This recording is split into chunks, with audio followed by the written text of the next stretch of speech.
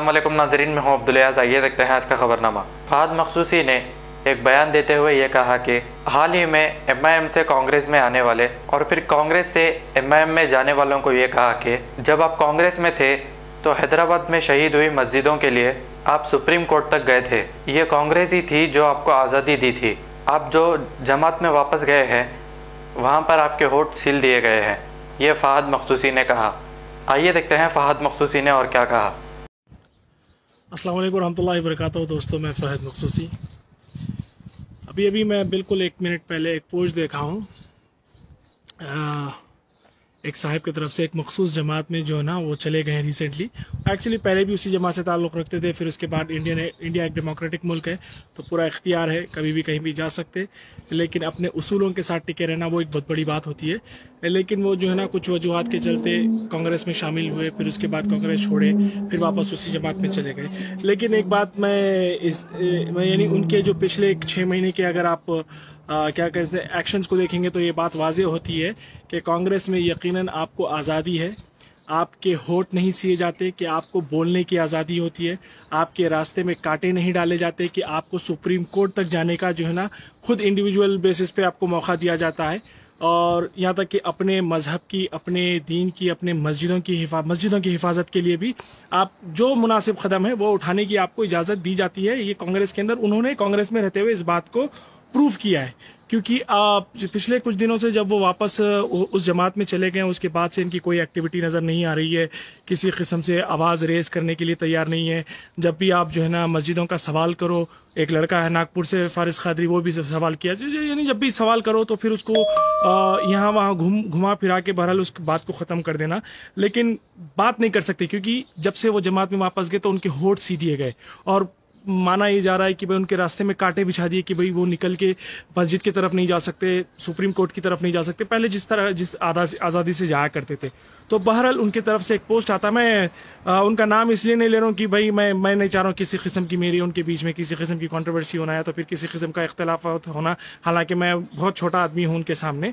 लेकिन जब मेरे को ये वजूहत मालूम हुई कि वो किस वजह से वापस उनको उस जमात में जाना पड़ा तो उसके बाद मेरा दिल थोड़ा सा उनके लिए जो है ना सॉफ्ट हो गया यकीनन। या तो अदरवाइज मैं भी बहुत गुस्सा था कि भाई इंसान अपने उसूलों पे होना चाहिए, लेकिन इस दुनिया में जीने के लिए जो है ना इस जनरेशन के इस ज़माने में उसूल से ज़्यादा जो है ना एक क्या कहते हैं आपको कुछ ऐसे कंडीशंस है उसके ऊपर चलना बहुत ज़रूरी हो गया। और ख़ास करके आप जब उन इलाक़ों में रहते हैं जहाँ पे इस तरह की जमात अपने ताकत का जोर दिखाती है, तो बहरहाल उनसे कोई इख्तलाफ नहीं है, कोई नाराज़गी अब नहीं रही जब उनके रीजंस जाना मैं कि भाई किस वजह से उनको वापस वहाँ पे मजबूरी में जाना पड़ा था। लेकिन मैं टॉपिक से हटना नहीं चाह रहा हूँ, बहरहाल बोलना ये चाह रहा हूँ कि अभी 10 मिनट पहले मैं उनका एक पोस्ट देखा जिसके अंदर वो लिखते हैं कि टीआरएस के एमएलए राम मंदिर के चंदे के लिए बाहर निकले हैं। तो वो लिखते हैं कि भाई देखो ये लोग भी हाथ मिला सकते तो हम क्यों नहीं, हम मुसलमान क्यों हाथ नहीं मिला सकते।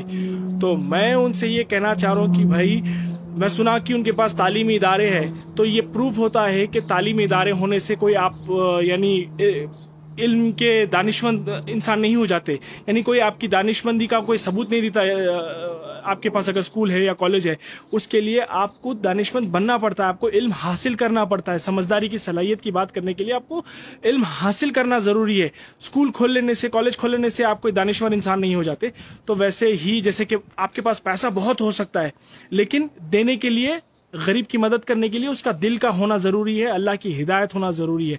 तो ये भाई साहब लिखते हैं कि भाई हम मुसलमानों को भी एक हो जाना चाहिए। अरे भाई यकीनन मुसलमान जो है ना, कलमे की बुनियाद पर मुसलमान को एक होना बिल्कुल ज़रूरी है, लेकिन जिस कॉन्टेक्स्ट में आप प्रेजेंट कर रहे हैं कि हमको एक हो जाना चाहिए क्योंकि वो भी एक हो रहे हैं, नहीं, हम कोई इस्लामिक कंट्री में या कोई जो है ना कोई रिलीजन के कानून के ऊपर चलने वाली कंट्री के में नहीं रह रहे, हम इंडिया में रह रहे हैं। इंडिया एक डेमोक्रेटिक कंट्री है, यहाँ पे हर मजहब को मानने वाले का जो है ना सम्मान किया जाता है। तो यहाँ पे हमको एक होना है तो गरीबी को ख़त्म करने के लिए एक होना है, हमको गरीब तबके को एजुकेट करने के लिए एक होना है, हमको जो है ना अनएम्प्लॉयमेंट को ख़त्म करने के लिए एक होना है। ऐसे कई सैकड़ों मुद्दे हैं जिसके ऊपर हमको एक होने की ज़रूरत है, ना कि हमको मज़हब या अकायद की बुनियाद पे पॉलिटिकली एक होना। देखिए, मजहब और अक़ायद की बुनियाद पे एक करने के लिए हमारे उलमा इकराम हैं, शेख मशाइखीन हैं, बहुत सारे लोग हैं, लेकिन पॉलिटिकली एक आप अगर करना चाहते हैं तो पॉलिटिक्स का मतलब आप समझिए। पॉलिटिक्स का मतलब है social upliftment of under privilege society. तो हम उन लोगों के अपलिफ्टमेंट के लिए एक होंगे, चाहे वो हिंदू हो, हिंदू से हाथ मिलाएंगे, चाहे वो सिख हो, सिख से हाथ मिलाएंगे, चाहे वो क्रिश्चियन हो, क्रिश्चियन से हाथ मिलाएंगे, चाहे वो कोई भी धर्म का आदमी हो। हम सोशल अपलिफ्टमेंट के लिए, अपनी सोसाइटी के लिए, उसके लिए एक होना जरूरी है। तो इस तरह के बेतुके बातें मत करिए कि भाई अगर वो एक हो रहे हैं तो हमको भी जो ना, हम मुसलमानों को भी एक हो जाना चाहिए। ये बहुत ही गलत बयान है, क्योंकि हम कितना भी करो, हिंदुस्तान के अंदर एक सेकंड मेजॉरिटी, यानी अगर जैसे कि आप सब भी बोलते हैं कि भाई माइनॉरिटी में 14% हमारी तादाद है और 86% मेजॉरिटी। अगर 86% मेजॉरिटी एक हो गई तो आप क्या करेंगे बोलिए? उस समय क्या करेंगे? सिर्फ 33% अगर एक हो गई है तो ये हालत है कि मुल्क के हालात को इतने बिगाड़ के, इतने वाहियात तरीके से दिखाया जा रहा। तो जब हकीकत में अगर 86% एक हो जाएंगे और 14% एक हो जाएंगे तो क्या कर लेंगे? हम कोई तीर भाले के जमाने में नहीं जी रहे, कोई घोड़े भगा के आके जो है ना, तलवारों की बुनियाद के ऊपर जो है ना, हम अपने हक मांगने के लिए नहीं। टेक्नोलॉजी का जमाना है, 21st सेंचुरी है, यहाँ पे हम अपने कलम की जोर पे हम अपने जो है ना, अपने हक़ को, अपने हक को मांग सकते। हम जो है ना अपने कानूनों के जरिए से अपना हक मांगना है। कोई शरई कानून हमारे पास नाफिज नहीं है हिंदुस्तान में। तो इस तरह के बातें करके माहौल को खराब करना, माहौल को जो है ना बिगाड़ने की बातें मत करिए। कोशिश करिए, आप बड़ा अच्छा लिखे, ठीक है, वो लोग अगर हाथ मिला रहे हैं तो लिखिएगा कि भाई हमको भी सेक्युलर ताकतों को एक होना चाहिए। अगर आपको वाकई मुसलमानों से एक होना तो ठीक है, जाइए, फिर उसके वैसा अगर है तो आप जाइए, फिर मुख्तार अब्बास अंसारी से हाथ मिलाइए, शाहनवाज हुसैन से हाथ मिलाइए, वो भी तो फिर मुसलमान है। फिर इस तरह तो ऐसा मत बोलिए। आप बोलिए कि भाई हम अनएम्प्लॉयमेंट के खिलाफ एक होंगे, हम गरीबी के खिलाफ हम एक होंगे, हम उन तमाम वहशी बिल्स के खिलाफ एक होंगे जो हुकूमत की तरफ से हमें एज ए हिंदुस्तानी हमें नाकाबिल कबूल है। तो उन चीज़ों के खिलाफ एक होंगे। ऐसे बातें मत करिए साहब। आप समझता था मैं आपको, लेकिन इस तरह के पोस्ट करके जब से उस जमात में गए हैं वापस, आप इस तरह की वापस आपकी सोच जो है ना एक महदूद हो गई है, एक यानी जो है ना एक क्लोज बॉक्स में महदूद हो गई। अदरवाइज आप खुद सोचिए, जब आप कांग्रेस में थे कितने आज़ाद थे आप। आपको आपके मस्जिदों को बचाने के लिए आपको खुली छूट दी गई थी कि आप क्या कर सकते हैं। आप जाके धरना दे सकते थे, आप सुप्रीम कोर्ट के अंदर आपका जो है ना आप क्या कर सकते हैं, केसेस उसके अंदर वहाँ पे फाइल कर सकते थे, हर चीज़ कर सकते थे। लेकिन जब से उस जमात में वापस गए आपको जकड़ दिया गया बेड़ियों के अंदर। तो बहरहाल उम्मीद है कि इस तरह के बयानों से परहेज करेंगे, क्योंकि हिंदुस्तान एक डेमोक्रेटिक मुल्क है, फिर एक बार बोलूँगा। और हमको मजहबी अकायद की बुनियाद पे एक होना नहीं है पॉलिटिकली, हमको होना है एक।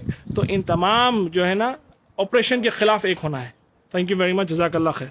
अब A1 टाउनशिप चिविला और मोइनाबाद के दरमियान मेन रोड से 1.3 किलोमीटर आबादी से लगा हुआ तमाम डेवलपमेंट के साथ जहां आप अपना घर बना के रह सकते हैं, जो है बिल्कुल आबादी से लगा हुआ। 4 लाख में 100 गज का plot, drainage, electricity, footpath, BT road, college, bus stop जैसी तमाम सहूलियतें दस्तयाब हैं।